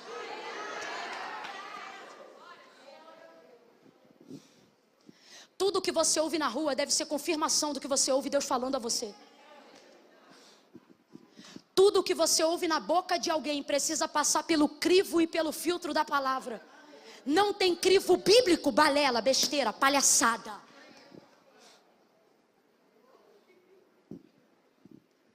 Essa mulher já viu, é muito mentiroso dizendo que é homem de Deus. Porque como é que um homem de Deus de verdade como Eliseu, que tem chave do céu, rapaz, o homem chegou depois de 7 anos de céu lacrado pela vida de Elias, e ele disse: essa tarde ainda vai chover. E ele diz: vai ter porção depois de 7 anos de fome, aonde cada um aqui vai carregar uma efa de farinha e batata. Aconteceu. Por quê? Porque é Eliseu, não é Camila. Coisa séria. Ele já era. Eu estou tentando. Olha isso. Qual é a pessoa que em sã lucidez recebe alguém da envergadura de Eliseu em casa e deixa o cara embora todo dia sem falar: faz uma oração hoje aí? Ah, fala sério? Tá falando sério? Você não ia pedir não? Ah, tá doido? Eu, hein? Nem que fosse no portão eu ia dizer: vai, libera uma palavra aí. Mas olha o trauma, ela não quer se relacionar com o profético, porque o profético traumatizou ela. Gente, eu não posso afirmar sobre ela, mas posso afirmar sobre nós. No início da fé a gente ouve a marcha e diz: tomara que seja para mim, tomara que seja um profeta para mim. Só que dependendo da quantidade de esperança falsa que a gente vai alimentando, daqui a pouco a gente ouve a marcha e já diz: não vem não, porque a gente não aguenta mais palhaçada e meninice. Só que olha que coisa linda, Deus usou alguém que é de verdade para curar aquilo que foi falado de mentira. Camila, eu não entendi. Deus está dizendo: ei, não é porque você foi marcado por gente que te iludiu que você ainda não verá gente que Deus levantou para fazer a diferença. Você mesmo e você mesma será alguém que vai ser a cura para a área da vida de muita gente que foi marcada. Enquanto ela diz: não, meu Senhor, homem de Deus, não mintas a tua serva, ele dá prazo e ele diz: daqui a um ano, assim como eu estou falando essa palavra, ele está dizendo: daqui a um ano, entre mim e você, haverá a distância de um filho. Olha o que ele está dizendo: daqui a um ano você vai estar grávida. Não só grávida, daqui a um ano você vai conceber. Daqui a um ano a criança já vai estar no teu colo. Cumpriu ou não cumpriu? Cumpriu ou não cumpriu? Cumpriu. Cumpriu. O alvo do seu desejo foi atingido. No meio do seu trauma, preste atenção, quando ela não via mais possibilidade nenhuma de acontecer aquilo que ela desejava que acontecesse, quando a palavra de Deus na boca dos homens começou a ser para ela como uma palavra de mentira, Deus não dependeu da fé dela para cumprir. Responda para mim, gente. Quando ele disse: tu conceberás, ela disse amém? Ela disse: eu creio? Qual foi a primeira palavra que saiu da boca dela? Quem lembra? Ela disse não. Ela contrariou a palavra. É como se ele dissesse sim e ela dissesse. Mas diga para mim, gerou ou não gerou? Concebeu ou não concebeu? Porque muitas coisas na minha e na sua vida não vão acontecer só porque eu quero ou porque eu quero, deixo de querer, mas vão acontecer a partir do momento que eu estiver debaixo de uma palavra. Uma palavra. Na hora que eu falo isso, tem gente que se escandaliza, porque quer viver uma fé sensorial. Está querendo corrigir o trauma dizendo assim: isso aqui não aconteceu porque eu não tive fé o suficiente. Não, isso ou aquilo não aconteceu porque você ainda não entrou debaixo de uma. Gênesis capítulo número 1. No princípio a terra era sem forma e vazia, e o Espírito de Deus se movia sobre a face das águas. Qual era o Espírito que se movia? De Deus ou do diabo?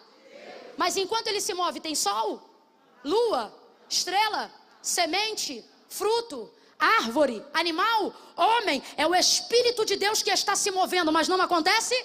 Vem, gente, não acontece? Porque o Espírito de Deus não reage a emoções, ele reage a... Aí o texto diz assim: e disse Deus. Olha isso, presta atenção, presta atenção. Pode ter mover, se não tiver, não vai acontecer. Pode ter fé, se não tiver, não vai acontecer. E disse Deus, haja luz. E o que aconteceu? Presta atenção, não fala o que eu quero, fala o que está na Bíblia. E disse Deus, haja luz e houve luz. Quem foi que disse amém? Quem foi que disse eu creio? Qual foi o anjo que marchou, sentiu e disse, tá ligado? Então não tenha medo de falar a verdade, tão somente se apegue à verdade e preste atenção. Há manifestação de fé em Gênesis 1, para que haja manifestação de mundo. Aí o medo. Há manifestação de fé em Gênesis 1, para que haja criação de mundo. Fala a verdade, há? O que há? Manifestação de fé? Não, manifestação de? Ninguém manifestou fé para Deus fazer o mundo, sabe por quê? Porque no mecanismo da nossa cabeça traumatizada, a gente tenta curar o nosso pensamento dizendo assim, tal coisa não aconteceu assim, porque eu não tive fé para crer. E aí na crença desse pensamento você vive assim.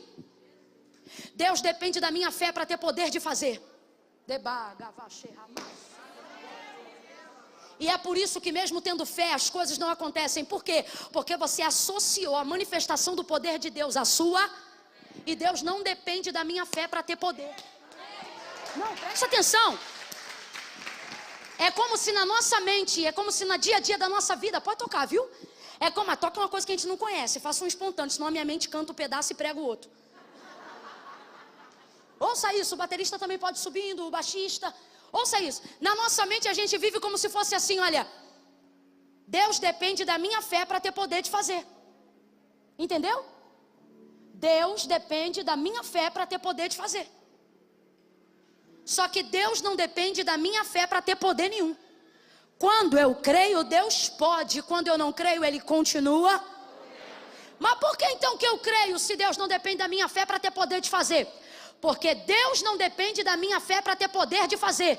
E por que ainda assim eu creio? Porque eu dependo da minha fé para ter poder de receber o que Deus já fez. Verso 31 do capítulo 1 do livro do Gênesis. E disse Deus, tenho-vos dado tudo. Tenho feito e tenho-vos dado tudo. Completa aí, meu povo. Tenho feito e tenho-vos dado? Tenho feito e tenho-vos dado? De novo, tenho feito e tenho-vos dado? Então, na minha fé, eu não peço para Deus fazer coisas. Uma fé verdadeira é uma fé que manifesta o que eu sinto? Não, é uma fé que manifesta a palavra. Quando você manifesta a palavra não suscita o que vai ser, a palavra traz o que já é, o que já foi feito. Então veja, em Gênesis 1, Deus não depende da minha fé para ter poder de fazer, mas eu continuo crendo. Por quê? Porque Deus não depende da minha fé para fazer, eu dependo da minha fé para receber aquilo que Deus já fez. Camila, prove, eu não provo, mas a Bíblia prova. Depois de Gênesis, capítulo de número 1, toque alguma coisa mais forte. Ei, filhão, mais forte. Eu quero uma coisa forte. Tem um blues, um jazz, uma coisa com cara de americana, um negócio assim pesado. Eu quero um troço bem pesado. A bateria vai segurando. Se o baixo quiser entrar para ficar bem pesado, pode entrar. Faz um dum aí. Isso. Eu queria que você tocasse uma outra coisa harmônica. Tenta conciliar comigo uma outra harmonia. Talvez mudar o tom daí de cima. Eu não sei tocar. Eu sei que por isso que para mim é muito mais fácil falar.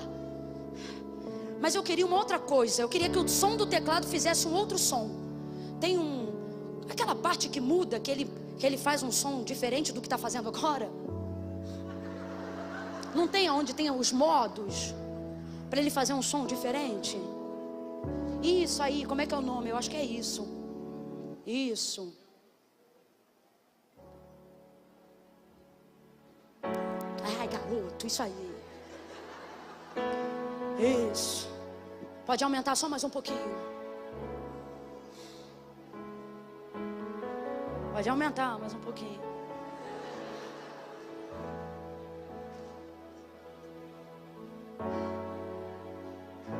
Depois de Gênesis capítulo de número 1, Paulo, ele nos diz que em Deus podemos trazer à existência as coisas que não, mas isso é filosófico. Porque o que na verdade ele está dizendo é que na verdade Deus pode trazer para nós aquilo que já, mas a gente considera como se não existisse só porque a gente ainda não Você vai entender, o Japão existe sim ou não? Mas ele está aqui diante dos seus olhos? Você tem muito mais facilidade em crer naquilo que você vê do que crer naquilo que você não vê. Então tem coisas que você acha que não existe só porque ainda não estão diante dos seus. E Camila, quem traz a minha fé? Não, a palavra. Porque a palavra, ela atrai como um imã. E a minha fé é o imã que faz colar em mim aquilo que eu quero trazer. Quando uma palavra se manifesta numa casa, igual está fazendo hoje aqui, ela é a mesma palavra para todos, mas sejamos honestos, todos recebem? Todos recebem?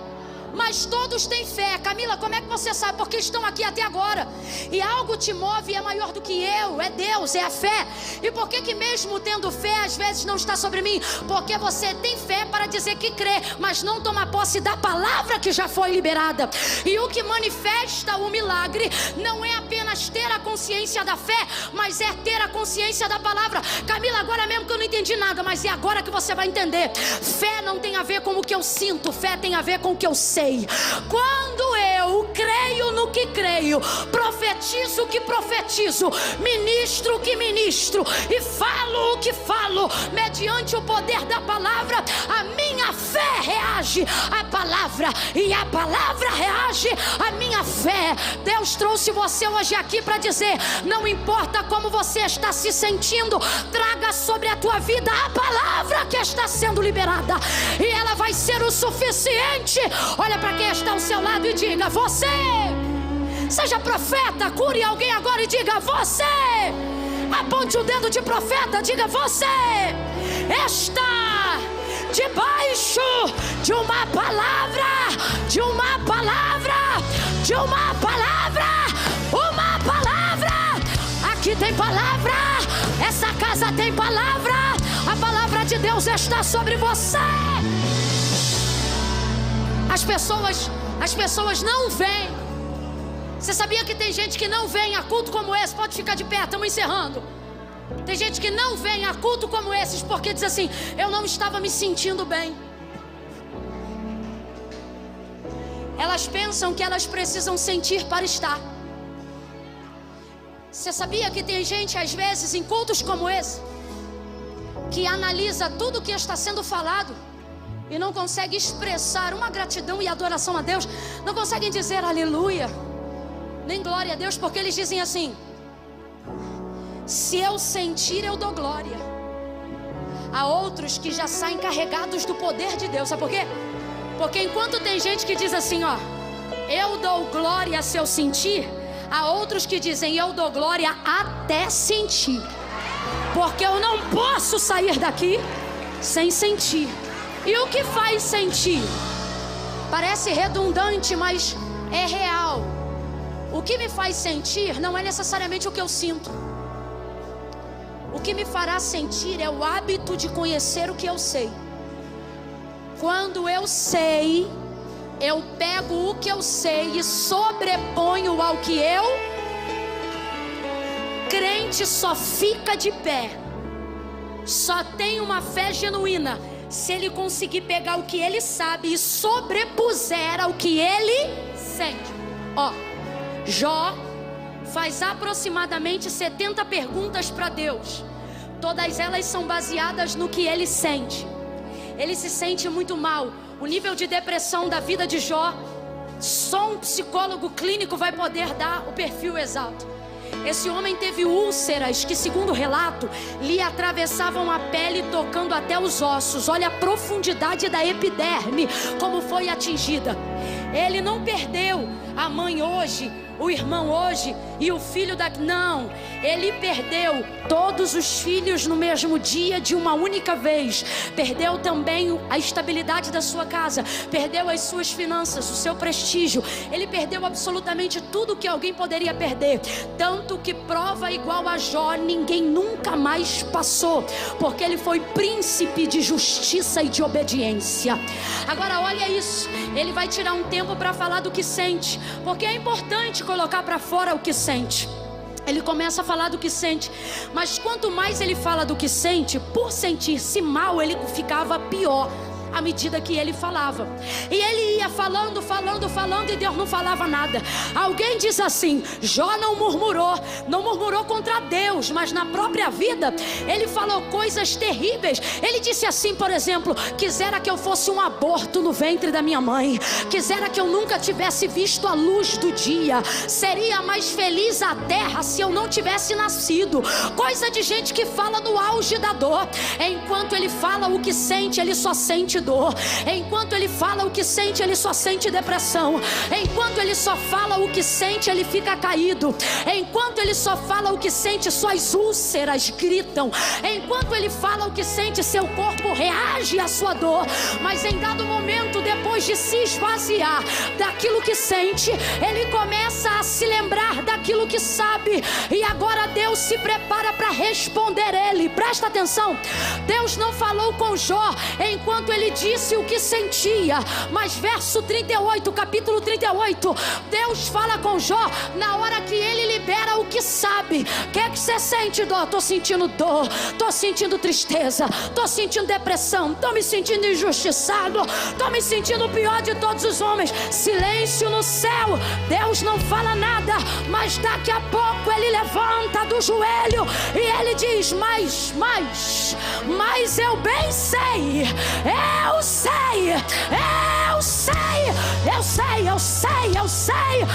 sei que o meu Redentor vive e ele se levantará,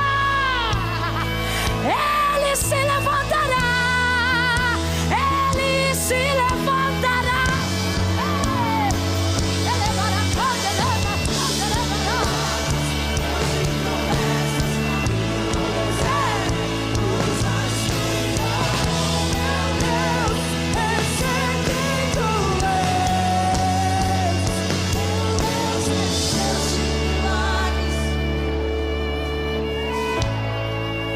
Gente, eu não estou dizendo que Deus não se importa em como você se sente.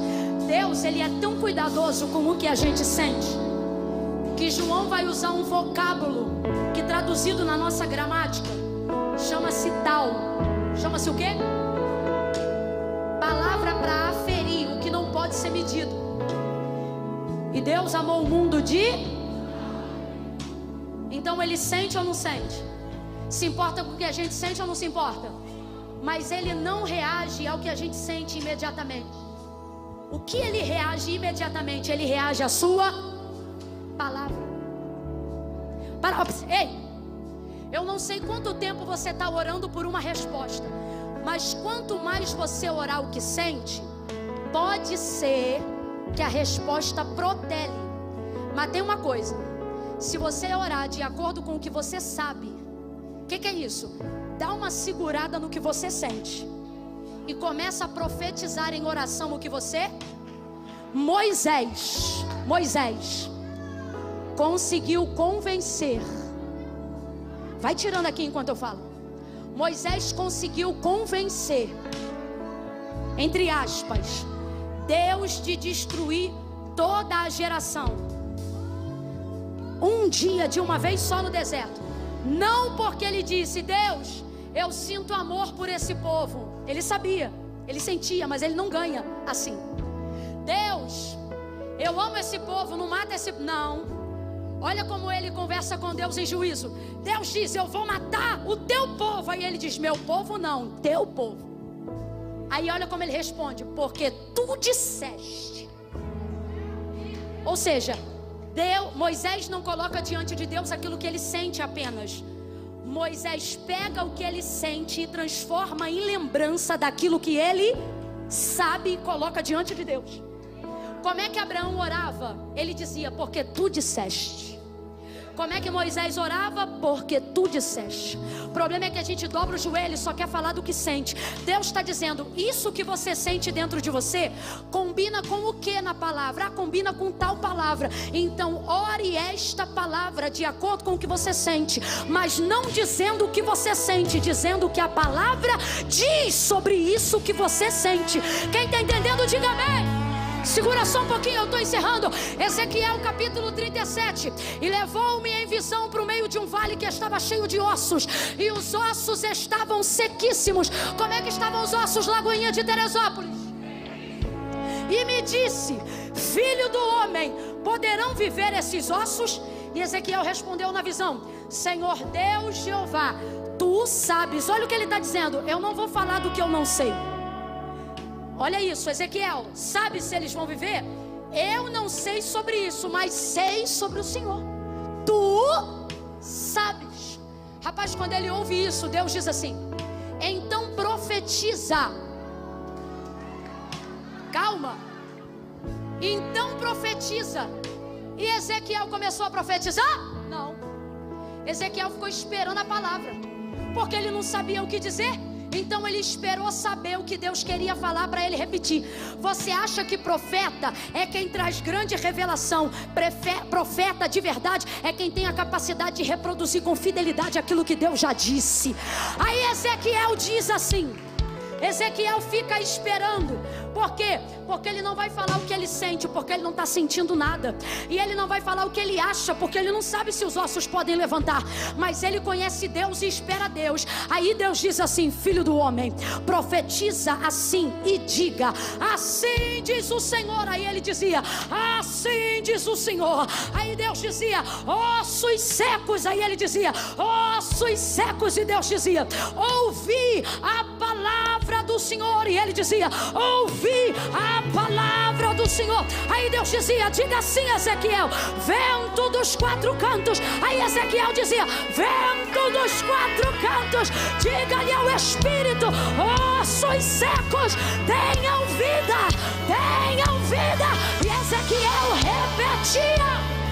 Presta atenção para você entender. Eu não quero só que você sinta, porque se você só sentir, o culto acaba aqui, você vai para casa e não faz nada. Eu quero que você saiba.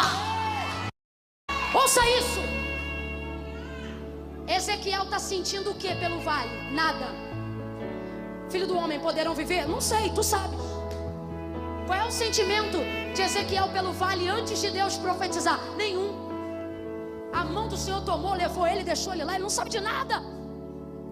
Só que ele diz: de ti eu sei. Então o que ele está dizendo? Se tu me falar, eu falo, porque para te obedecer eu não preciso sentir, eu só preciso. Aí Deus dizia: diga assim, ele dizia, diga assado, e ele dizia, diga desse jeito, e ele dizia. Ele só repetia.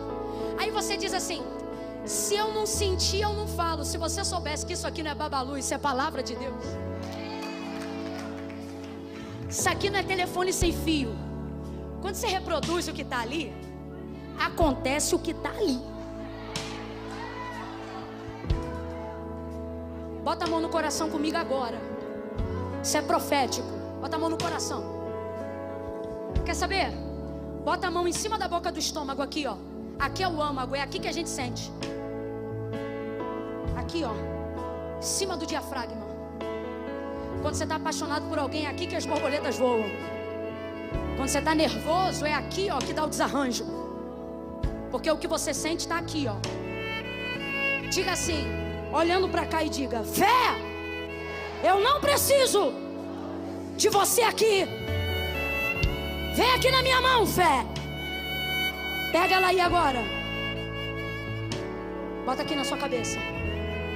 Diga: fé, eu preciso de você aqui.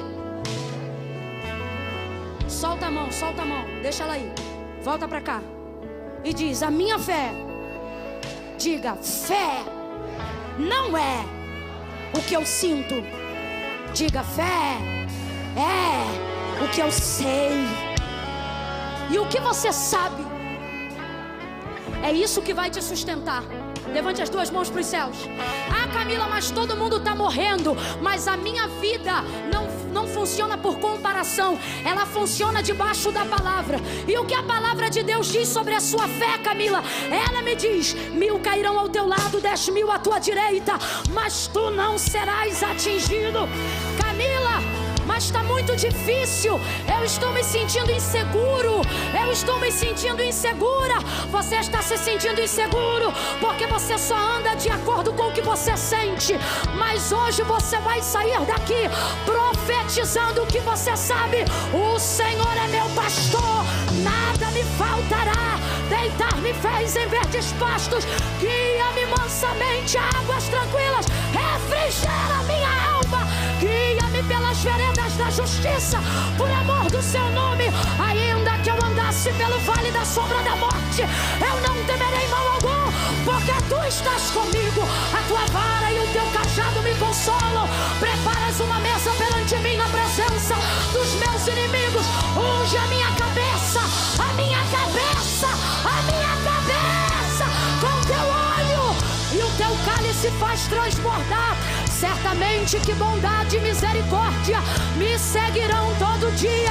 Diga comigo: todo dia, todo dia, todo dia, todo dia. Segunda, quarta, quinta, sexta, sábado, domingo, todo dia. 2019, 2020, 2021, 2022. Todo dia, todo dia, todo dia.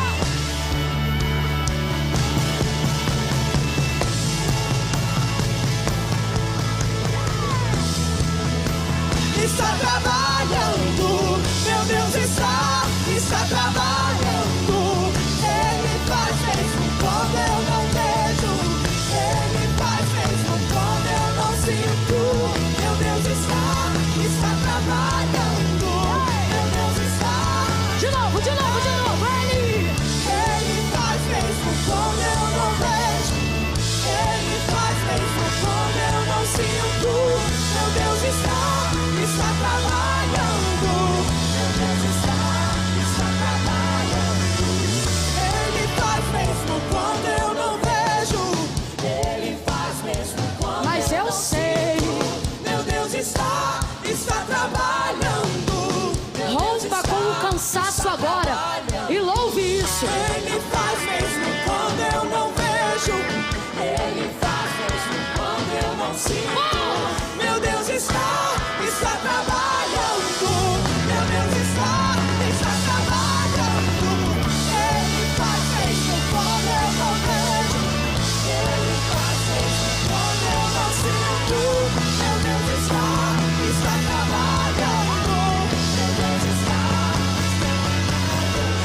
Eita, segura aí que vira vigília fácil e não pode. Quem é batizado com o Espírito Santo e com fogo? Quem é batizado com o Espírito Santo e com fogo e evidencia isso no falar em outras línguas, você está proibido de falar português agora. Fale em línguas, fale em línguas. Camila, eu não estou sentindo, não precisa sentir, você sabe, fale em línguas, ore em línguas, adore em línguas. Entregue para Deus um cântico espiritual aí agora. Camila, eu ainda não sou, mas eu quero ser. Você quer ser? Então receba o batismo do Espírito Santo com fogo para revestimento de poder. Fale em outras línguas agora. Fale em outras línguas agora.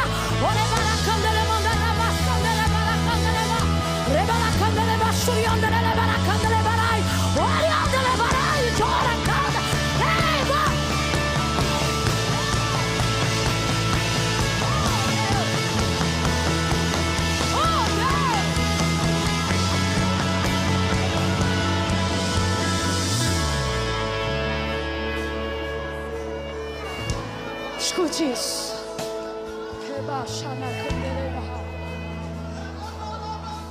Você não é guiado pelo que sente.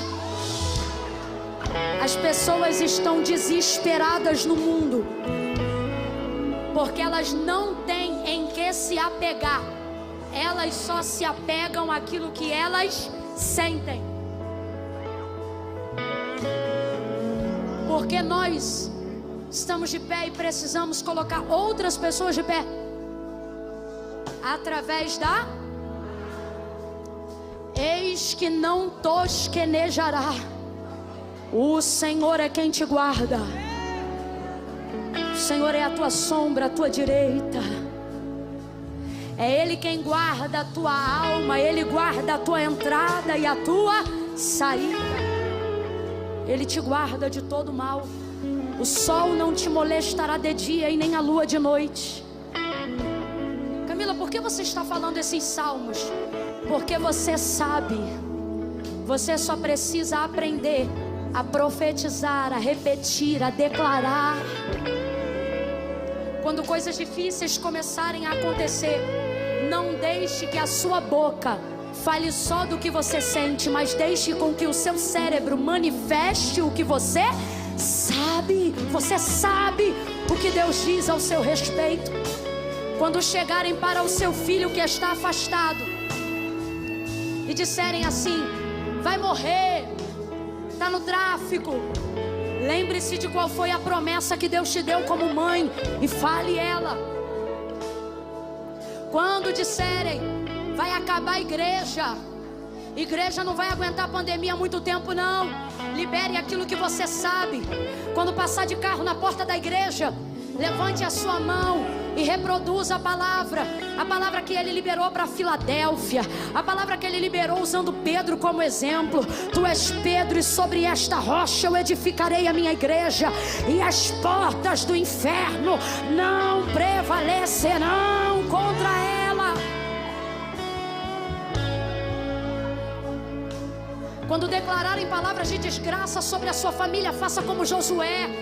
Vá para a porta da tua casa, mesmo que os teus não sejam crentes, e não pergunte se eles querem servir a Jesus. Isso não é sobre o que eles sentem, é sobre a palavra que está sobre a sua cabeça. Vá para o portão de casa e diga: se Baal é Deus, que vocês sigam ele, porém eu e a minha casa serviremos ao Senhor. Profetize o que você sabe. Você sabe. Eu vou contar de 1 a 3 agora. Preste muita atenção que isso é muito sério. Segura os instrumentos aí, prepara só o refrão de uma canção. Quando eu disser 3, a gente libera o refrão. Qual o refrão, Camila? Não sei, mas eu tenho certeza que vocês têm um aí.